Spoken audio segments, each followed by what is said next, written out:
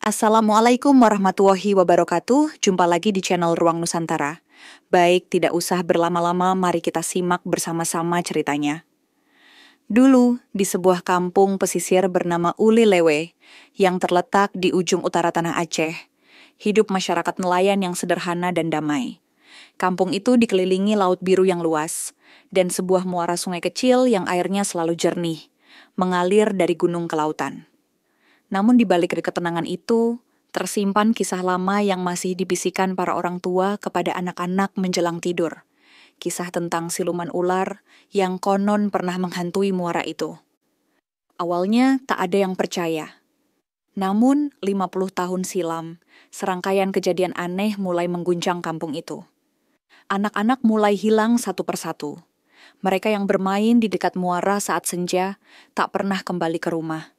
Tak ada jejak, tak ada suara, hanya sandal kecil yang tertinggal di tepi air, dan buih aneh yang mengapung seperti lendir. Warga mulai resah. Mereka melarang anak-anak bermain di sungai dan memasang jaring di sekeliling muara. Tapi itu tak menghentikan kejadian. Bahkan semakin dilarang, semakin banyak yang hilang. Seorang lelaki tua bernama Teungku Yahya, penjaga musala kampung, percaya bahwa kejadian ini bukan sekadar kecelakaan. Ia mengatakan bahwa sungai itu dulu adalah tempat persembunyian makhluk pengubah wujud, yang konon bersemayam di dasar air. Ia bukan hanya ular, kata Teungku Yahya pada suatu malam, tapi perempuan yang bisa berubah menjadi ular raksasa. Dahulu ia diusir dari kerajaan karena menyantap bayi, dan kini mencari mangsa di antara anak-anak yang tak dijaga. Warga menganggapnya hanya dongeng, tapi seorang ibu bernama Mak Inong percaya. Ia adalah ibu dari seorang anak bernama Rasli, bocah berumur 7 tahun yang hilang saat bermain layang-layang di dekat muara. Ia bersumpah melihat seorang wanita muda berambut panjang mengenakan selendang hijau berdiri di air, sesaat sebelum anaknya menghilang. Wajah wanita itu cantik, namun matanya seperti sisik binatang menyala kehijauan. Dan sejak malam itu, Mak Inong tak lagi tidur. Ia bertekad mencari anaknya, meskipun harus berhadapan dengan legenda yang terkubur, siluman ular Uli Lewe. Setelah kehilangan Rasli, Mak Inong berubah. Ia tak lagi berbicara banyak. Ia menatap kosong ke arah muara setiap sore, seperti menunggu bayang anaknya muncul dari permukaan air. Orang-orang mulai iba, tapi juga takut. Sebab sejak saat itu, makhluk berwujud perempuan cantik dengan selendang hijau kerap terlihat di sekitar air saat senja turun. Ia tak pernah menyapa, hanya berdiri. Rambutnya panjang menjuntai sampai ke air, dan matanya tak berkedip. Bila ada yang mencoba mendekat, perempuan itu perlahan masuk ke air dan menghilang, tanpa riak sedikit pun. Cerita tentang wanita berselendang hijau menyebar cepat. Warga mulai memberi nama Si Leong Li, yang artinya dalam bahasa Aceh kuno yang tak boleh disebut. Anak-anak dilarang menyebut nama itu saat malam. Siapapun yang melanggarnya akan mengalami mimpi buruk. Ular besar melilit tubuh mereka, lalu suara perempuan berbisik lembut. Mari ikut aku ke rumah yang sunyi, rumah di dasar air. Teungku Yahya pun mulai menggali sejarah. Ia mencari naskah tua yang tersimpan di Maunasah. Di situ tertulis sebuah kisah kuno tentang makhluk penjaga sungai dari masa kerajaan Lamuri. Ia adalah seorang dayang istana yang dihukum karena melanggar larangan suci, memakan janin anak raja karena rasa iri dan amarah. Raja mengutuknya menjadi ular betina beracun dan membuangnya ke muara di Uli Lewe. Tapi karena ia memiliki ilmu hitam dan darah manusia, ia tetap bisa berubah menjadi wujud asalnya, seorang wanita rupawan. Ia hidup dari rasa takut dan darah anak-anak. Dan sejak saat itu, tiap 20 tahun ia bangkit untuk memenuhi perjanjian. Mak Inong, yang telah kehilangan anak, tak gentar. Ia percaya Rasli belum mati. Jika ia makhluk pengubah wujud, maka ia bisa dibujuk atau dikalahkan, gumamnya. Maka ia menemui Teungku Yahya dan memohon bimbingan. Aku tak ingin balas dendam, katanya. Aku hanya ingin anakku pulang. Teungku Yahya mengangguk berat. Kalau begitu, kita harus turun ke sungai malam Jumat.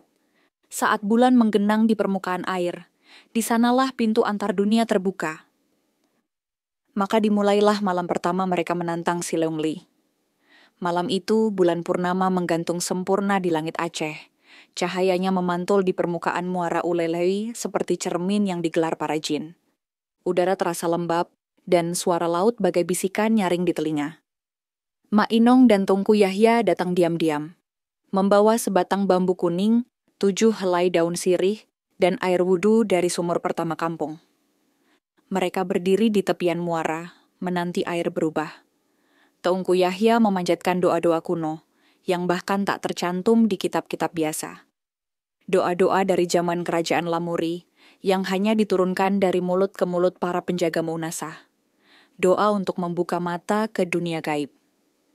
Jam menunjukkan pukul 2 dini hari ketika air di muara mulai bergerak aneh. Buih muncul dari satu titik dan perlahan membentuk lingkaran pusaran kecil. Cahaya bulan tiba-tiba memusat ke pusaran itu, dan dari dalamnya terdengar suara nyanyian. Bukan nyanyian manusia, tapi suara wanita, panjang, melengking, mengandung sihir yang membius pikiran. Mak Inong hampir terhuyung masuk ke air, matanya berkaca-kaca. "Itu suara Rasli. Itu anakku," teriaknya. Tungku Yahya menariknya dengan paksa, mengusap wajahnya dengan air wudhu. Nyanyian itu lenyap seketika, dan dari pusaran air, muncul wajah seorang wanita cantik. Ia tak sepenuhnya muncul, hanya sebatas leher, namun cukup untuk menampakkan senyum dingin yang merayap ke dasar hati. "Apa yang kau cari, wahai ibu yang ditinggal?" tanyanya. Mak Inong menggigil, tapi ia menjawab, "Aku ingin anakku kembali." Perempuan itu tertawa. Tawanya menggema sampai ke sisi-sisi pepohonan. "Anakmu telah memilih tinggal bersamaku. Di sini ia tidak lapar, tidak sedih. Ia bermain bersama mereka yang kau lupa, anak-anak yang tak pernah dicari." Tungku Yahya mengangkat bambu kuningnya. "Kembalikan dia, Leungli, atau kau akan kami seret keluar dari dunia air." Mata perempuan itu menyipit. Sejenak ia tak bersuara lalu berkata, "Jika kalian ingin dia kembali, datanglah saat air surut pertama di bulan tua. Tapi bersiaplah, yang hilang tidak selalu ingin kembali, dan yang kembali belum tentu seperti dulu lagi." Lalu ia menghilang, dan pusaran air menutup perlahan. Udara mendadak berat, seperti baru saja dilewati arwah. Mak Inong menatap muara yang kembali tenang, tapi hatinya tidak, sebab ia tahu tantangan baru saja dimulai. Hari-hari berikutnya di Ulelewe dipenuhi ketegangan yang nyaris tak terlihat. Orang-orang menjalani hidup seperti biasa, menjemur ikan, menambal perahu, menanak nasi. Tapi di balik senyum para ibu dan tawa anak-anak, ada rasa cemas yang menggantung. Semuanya tahu, air surut pertama di bulan tua akan segera datang, dan bersama itu si Leungli mungkin akan muncul kembali. Mak Inong menandai hari di dinding kayu rumahnya. Tanggal yang ia ukir dengan paku karat sudah dekat. Ia tak tidur banyak. Tiap malam ia mendengar suara angin laut berubah seperti bisikan anak kecil yang menangis tertahan.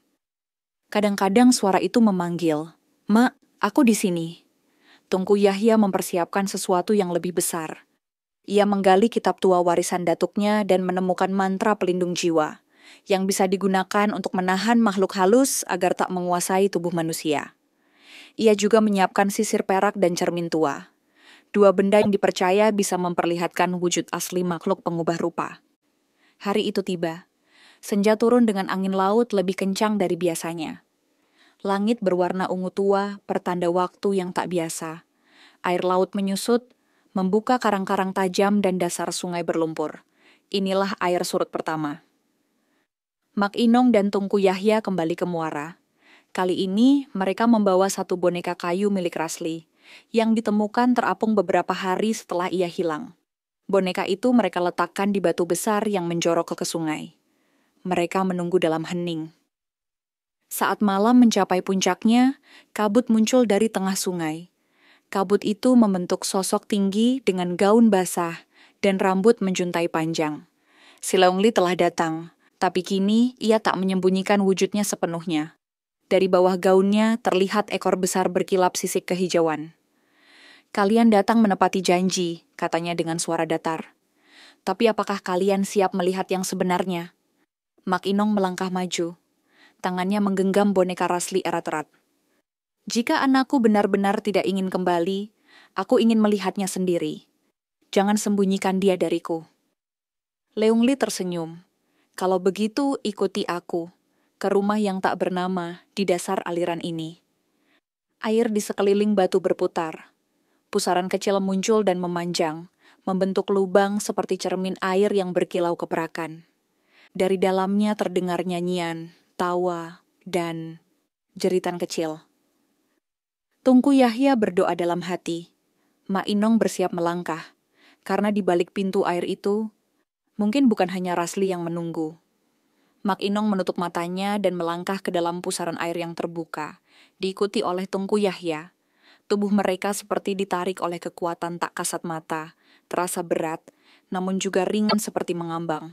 Saat mata terbuka, mereka tak lagi berada di tepi muara. Mereka telah masuk ke dalam dunia Longli. Dunia itu seperti ruang bawah laut tanpa batas. Air melayang, tapi mereka bisa bernapas. Di sekeliling, bayangan-bayangan anak kecil berlarian dalam diam, seperti siluet hitam yang tak menyentuh tanah. Suara tawa mereka bergema pelan, tapi kosong, seperti gema dari dalam tempurung. Tiba-tiba, cahaya biru menyala dari dasar, memperlihatkan sebuah bangunan tua dari batu karang, rumah Leung Li. Rumah itu berdiri di dasar sungai seperti istana yang terpendam ribuan tahun. Dindingnya dihiasi sisik ular, dan gerbangnya berbentuk mulut naga terbuka lebar. Leung Li menanti di depan pintu. Tubuhnya kini separuh manusia dan separuh ular besar. Dari pinggang ke bawah, ekornya membelit batu, besar dan bersisik hijau gelap. Tapi wajahnya tetap rupawan, dengan mata menyala kehijauan. Masuklah, katanya. Lihatlah apa yang kalian cari. Dengan hati berat, Mak Inong melangkah ke dalam. Ruangan itu sunyi. Di dalamnya ada banyak anak kecil, duduk membentuk lingkaran. Wajah mereka tenang, tapi mata mereka kosong. Mereka seperti hidup, tapi jiwanya tak ada, dan di tengah mereka berdiri seorang bocah lelaki dengan pakaian kumal dan boneka kayu di tangannya. Rasli, bisik Mak Inong. Anak itu menoleh. Wajahnya memang Rasli, tapi matanya berkilau kehijauan. Senyumnya asing.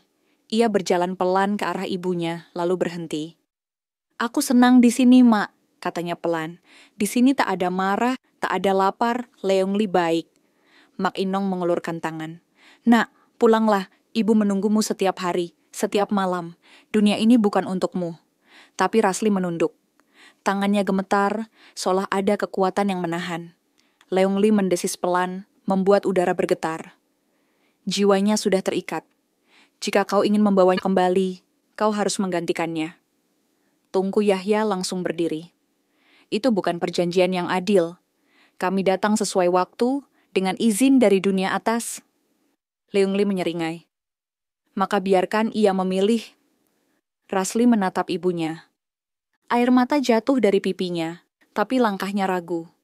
Di dunia itu, rasa takut dan manis bersatu. Ia harus memilih, kembali ke dunia nyata dengan luka, atau tetap di dunia mimpi yang palsu. Mak Inong menggenggam boneka kayu dan mengulurkan tangan. Nak, ingat rumah kita, ingat bau dapur, suara azan, pelukan ibu.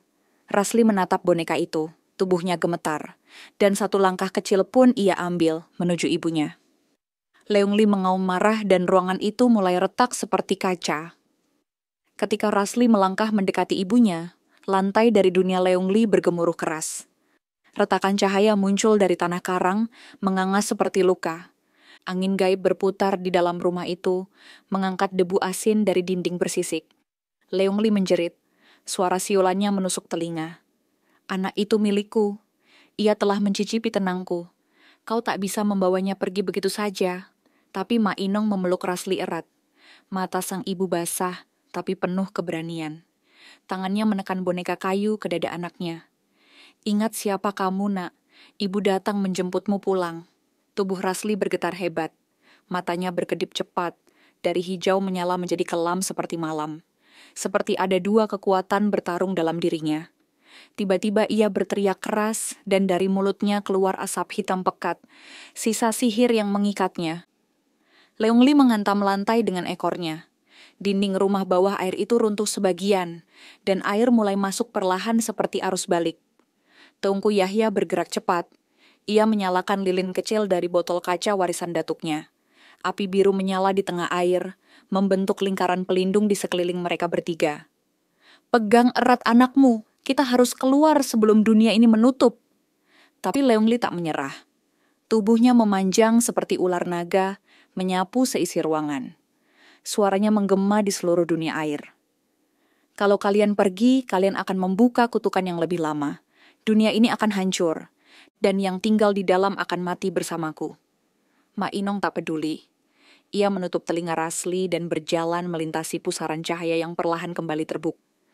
Cahaya dari dunia nyata mengintip dari retakan di atas, seperti sinar matahari pertama setelah badai. Leongli menghampiri hendak menerkam, tapi saat ia menyentuh api biru Teungku Yahya, kulitnya melepuh dan ia menjerit. Wujudnya pecah menjadi potongan bayangan dan kabut. Mereka bertiga meloncat ke arah cahaya, dan dunia Leongli runtuh seketik. Rumah bersisik, anak-anak tanpa jiwa, dan sungai bawah tanah. Semua lenyap ke dalam kehampaan. Ketika Ma Inong membuka matanya, ia dan Rasli telah kembali di tepi muara. Fajar menyingsing di Ulelewe, udara segar, dan suara azan subuh menggema dari Maunasah. Rasli menggenggam bonekanya, menangis tanpa suara. Namun meski mereka telah kembali, bayangan Leongli belum sepenuhnya hilang. Di dalam tubuh Rasli, masih tertinggal jejak sihir. Sebuah sisik kecil di punggungnya, tanda bahwa Leongli belum menyerah sepenuhnya. Beberapa hari setelah kepulangan Rasli, kampung Ulelewe kembali tenang. Atau setidaknya tampak tenang di permukaan. Warga bersyukur, anak yang hilang kembali. Tapi mereka juga menyimpan rasa gentar. Rasli memang pulang, tapi bukan lagi anak yang sama. Ia sering melamun, berbicara sendiri saat malam, dan yang paling mengejutkan, di punggung kirinya tumbuh satu sisik hijau berkilau, keras seperti batu giok, dan tidak bisa dicabut. Setiap kali disentuh, Rasli menggigil, seolah sisik itu hidup. Teungku Yahya meneliti sisik itu dengan lampu minyak dan kaca pembesar kuno. Ia menarik napas panjang. Ini bukan hanya sisik, ini tanda ikatan jiwa. Leongli menanamkan sebagian dirinya ke dalam tubuh Rasli. Ma Inong tercengang. Apa maksudnya? Apakah dia bisa kembali masuk? Teungku Yahya mengangguk perlahan. Selama sisik itu hidup, Leongli bisa melihat, merasakan, bahkan berbicara lewat Rasli jika ia kuat. Ini bukan akhir, Inong. Ini baru awal. Suatu malam, Ma Inong terbangun karena mendengar suara aneh. Ia menemukan Rasli berdiri di halaman, menghadap laut, matanya kosong. "Rumah di bawah air memanggilku, Mak. Katanya aku harus pulang." Suara Rasli saat itu bukan suara anak kecil. Ada gema dingin di dalamnya, seperti dua suara berbicara bersamaan, Rasli dan Leongli. Teungku Yahya segera dipanggil. Ia menyarankan pengikatan jiwa melalui doa 7 malam di Maunasah, dan menyuruh Ma Inong menjauhkan Rasli dari air laut, sungai, atau benda apapun yang berhubungan dengan cermin atau pantulan. Leongli bisa masuk melalui pantulan. Ia adalah bayangan. Selama masih ada jejaknya, ia bisa kembali, kata Teungku. Namun pada malam keempat, sesuatu yang mengerikan terjadi. Seekor ular hijau besar ditemukan melingkar di perahu warga yang bersandar di muara. Saat mereka mencoba mengusirnya, ular itu menatap dengan mata berwujud mata manusia, mata perempuan. Ular itu kemudian menghilang ke dalam air dengan kecepatan luar biasa. Dan sejak itu, Rasli mulai demam. Tubuhnya panas, tapi kulitnya dingin seperti batu. Ma Inong menggigil ketakutan. Ia tahu, Leongli tak akan membiarkan mereka lepas semudah itu. Ia ingin kembali. Dan kali ini, ia mungkin tak hanya ingin Rasli, ia ingin tubuh Ma Inong juga. Kekuatan sihir itu belum mati. Leongli masih hidup. Di balik sisik. Hari-hari berikutnya berubah menjadi malam tanpa tidur bagi Ma Inong. Ia duduk di sisi ranjang, menggenggam tangan kecil Rasli yang demamnya naik turun, matanya berkabut, dan sesekali mengigau dalam bahasa yang bukan bahasa manusia. Kadang ia menyebut nama-nama yang tak dikenal. Kadang ia memanggil, Leungli, aku dingin, aku ingin air. Tubuhnya perlahan berubah. Rambutnya lebih lebat dan berkilau, kulitnya pucat kehijauan, dan yang paling mencolok, sisik di punggungnya menyebar. Satu sisik kini menjadi 3 dan mengeras seperti perisai kecil. Tungku Yahya, yang kini menginap di rumah mereka, bersikeras melanjutkan pengikatan jiwa selama 7 malam berturut-turut. Ia membuat lingkaran dari garam laut, daun bidara, dan benang kuning, lalu membacakan doa sambil menaburkan abu dupa dari pohon Kamboja tua. Namun pada malam kelima, angin aneh berhembus dari arah laut.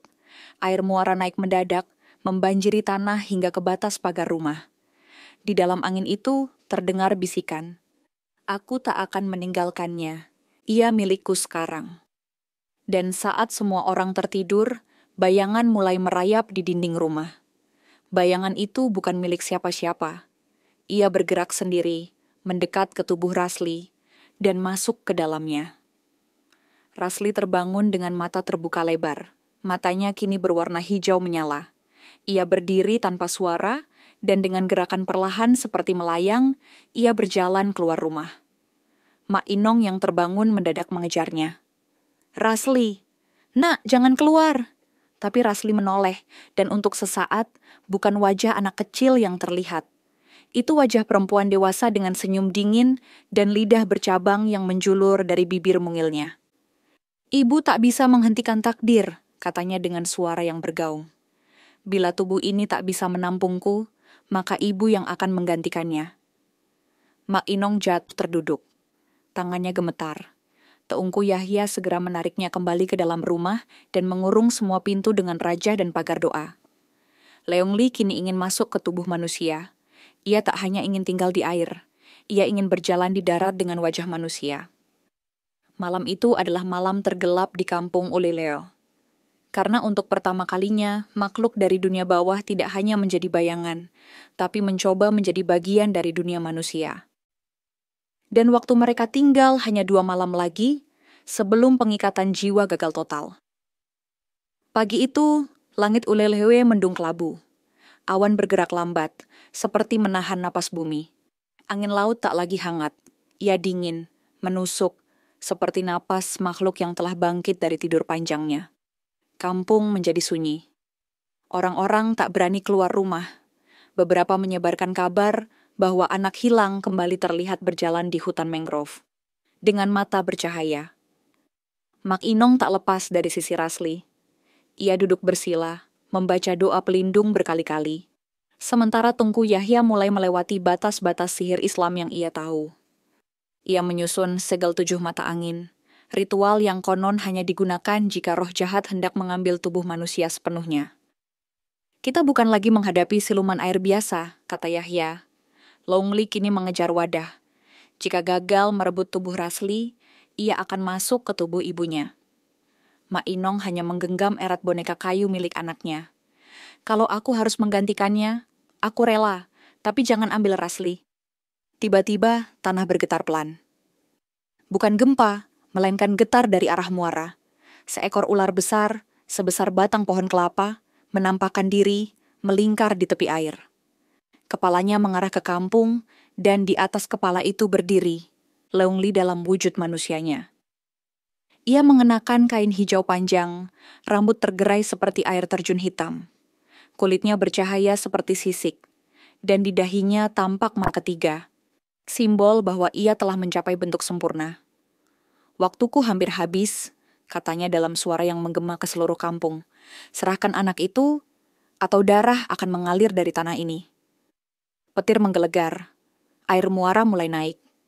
Pepohonan melengkung tertiup angin. Hewan-hewan menghilang dari hutan. Suasana berubah menjadi seperti menjelang kiamat. Malam itu, Tengku Yahya mengumpulkan semua warga.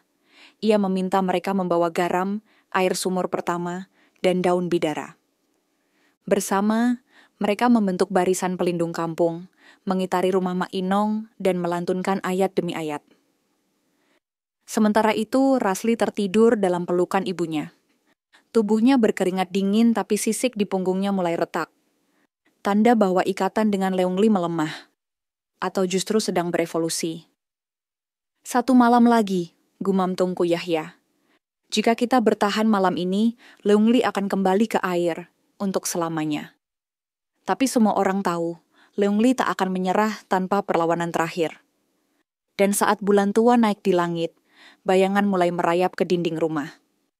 Malam terakhir tiba.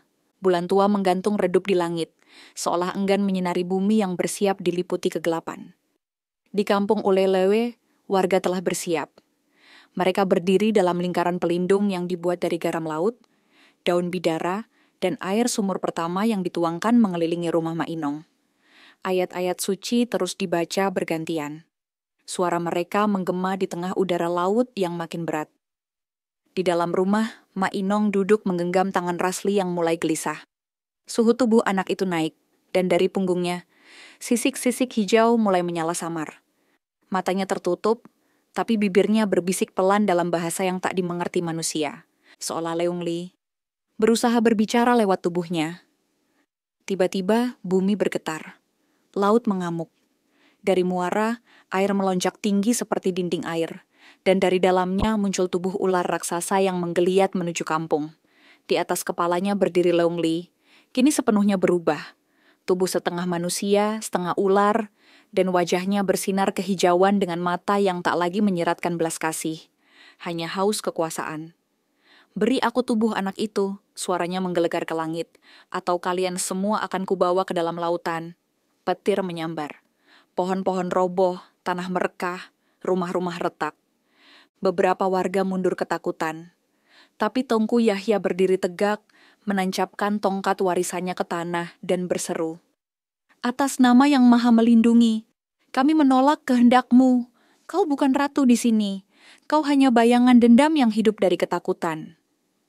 Ia mengangkat cermin tua ke arah Leungli. Cermin itu memantulkan cahaya bulan yang lemah, namun ketika mengenai wajah Leungli, ia menjerit keras. Wujudnya bergetar, sisiknya memucat, dan tubuhnya mulai retak seperti tanah kering. Namun Leungli tak tinggal diam.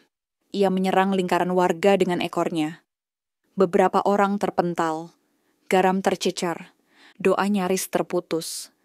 Dan saat pertahanan hampir jebol, suara kecil terdengar dari dalam rumah. "Mak." Rasli berdiri sendiri, tubuhnya pucat, tapi matanya kini kembali hitam, seperti sebelum semua ini terjadi. Ia melangkah keluar rumah, menatap Leungli. "Aku bukan milikmu." Leungli menjerit. Ia mencoba menyerang Rasli, tapi tangan Mak Inong dan Tungku Yahya bersatu, menggenggam boneka kayu dan cermin, memantulkannya ke arah Leungli tepat saat ia menerjang. Ledakan cahaya hijau menyilaukan malam. Tubuh Leungli meledak menjadi kabut tebal, dan air laut runtuh kembali ke muara. Tanah berhenti bergetar, udara menjadi hening, dan malam akhirnya tenang kembali. Namun di dalam pusaran air yang menghilang perlahan, terdengar satu bisikan terakhir. "Kalian menang malam ini, tapi aku akan bangkit." Saat pantulan pertama jatuh ke air yang tak dijaga, pagi menyingsing di Ulelewi dengan sinar matahari yang lembut, membasahi dedaunan basah sisa hujan semalam. Laut tampak tenang, seolah tidak pernah bergelora. Muara kembali pada wujud asalnya, sunyi, memantulkan cahaya mentari seperti tak terjadi apa-apa. Tapi bagi mereka yang mengalami malam itu, bekas luka batin tak bisa dihapus hanya oleh cahaya pagi. Rasli masih diam. Ia duduk di beranda, memeluk boneka kayunya. Matanya kini gelap seperti dulu, tapi wajahnya menyiratkan kedewasaan yang terlalu cepat bagi usianya. Ia seolah melihat lebih banyak dari yang bisa ia katakan. Kadang, ia hanya menatap air tanpa suara. Mak Inong mulai tersenyum kembali, tapi hatinya masih waspada. Ia tahu, kemenangan malam itu bukanlah akhir dari segalanya. Ia masih ingat bisikan Leungli terakhir, yang menyiratkan bahwa roh itu hanya menunggu waktu, dan pintu baru untuk terbuk. Tungku Yahya mengadakan doa selamat di Munasah. Ia menyampaikan bahwa siluman telah dikalahkan, namun ikatan antara dunia manusia dan dunia bawah air telah terganggu. Sejak malam itu, mereka harus menjaga kampung dengan lebih kuat, menjaga anak-anak, menjaga air, dan menjaga hati dari ketakutan. Karena ketakutan adalah makanan bagi makhluk seperti Leongli. Warga menanam 7 pohon bidara di sekeliling muara. Mereka membangun jembatan kayu baru, tapi tidak lagi bermain atau mandi di dekat sana. Tradisi pun dibuat. Setiap bulan tua, kampung akan mengadakan ratib dan menyalakan pelita di tepi air. Bukan untuk menyembah, tapi untuk mengingat. Rasli perlahan kembali menjadi anak-anak biasa. Ia bermain dengan teman-temannya, tapi tak pernah lagi menyentuh air. Setiap kali hujan turun dan genangan terbentuk, ia menutup mata seolah takut akan melihat sesuatu muncul dari balik bayangan air. "Mak," katanya suatu sore, "kalau nanti aku sudah besar, bolehkah aku jaga muara?" Mak Inong terdiam. Ia menatap wajah kecil anaknya yang menyimpan jejak dari dua dunia. Ia mengangguk pelan. "Boleh, Nak. Tapi bukan untuk menantang, untuk menjaga." Namun di kedalaman yang tak tersentuh cahaya, Leongli tak sepenuhnya hilang. Ia tersembunyi dalam bentuk lain, dalam bayangan, dalam sisik yang mengambang di dasar muara. Dan ia menunggu saat seseorang lupa menutup cermin, saat air tenang tak lagi dijaga. Bertahun-tahun berlalu, Rasli tumbuh menjadi pemuda tegap, dikenal di kampung sebagai anak yang tabah dan bijak. Orang-orang menyebutnya penjaga muara, bukan karena gelar, tapi karena kehadirannya yang selalu ada setiap bulan tua, ketika orang lain memilih tinggal di rumah. Ia membangun pondok kayu kecil di tepi muara, tempat ia mengawasi air yang datang dan pergi, mengamati angin yang membawa bisikan dari masa lalu. Boneka kayu yang dulu ia genggam sebagai anak kecil, kini ia simpan dalam kotak kaca di altar sederhana, sebagai pengingat bahwa dunia ini tak hanya dihuni oleh manusia. Mak Inong sudah tua, namun hatinya tenang. Ia tahu anaknya bukan hanya kembali dari dunia siluman, tapi telah membawa bekas luka yang membentuknya menjadi lebih dari sekadar manusia biasa. Ia menyimpan buku-buku tua peninggalan Tungku Yahya yang kini telah wafat, dan menyuruh Rasli untuk melanjutkan tradisi. Bukan tradisi menolak siluman, tapi tradisi menjaga batas. Warga kampung pun berubah. Mereka tidak lagi bermain-main di muara, tapi mereka juga tidak takut. Mereka hormat, mereka mengenal batas. Mereka tahu, di bawah permukaan yang tenang, masih ada kekuatan lama yang tidur. Dan pada suatu malam bulan tua, ketika laut sedang pasang dan angin menerpa daun-daun mangrove, Rasli duduk di tepi muara. Air tampak tenang, tapi dari kejauhan, ia melihat sesuatu mengambang, selembar kain hijau berkilau. Ia tidak terkejut. Ia berdiri, menatap lurus ke air. "Aku tahu kau belum sepenuhnya mati," katanya pelan. "Tapi selama aku di sini, kau tak akan bangkit." Kain hijau itu tenggelam pelan, seperti mendengar janjinya. Dan di pagi hari, ketika matahari terbit dari balik pegunungan, cahaya menyentuh permukaan air dan menyingkap wajah muara yang damai untuk hari itu. Karena legenda tidak selalu berakhir dengan lenyapnya sosok gaib. Kadang ia berakhir dengan lahirnya penjaga. Dan Ulelhi pun memiliki satu, seorang anak yang pernah direbut, kini menjadi penjaga antara dua dunia.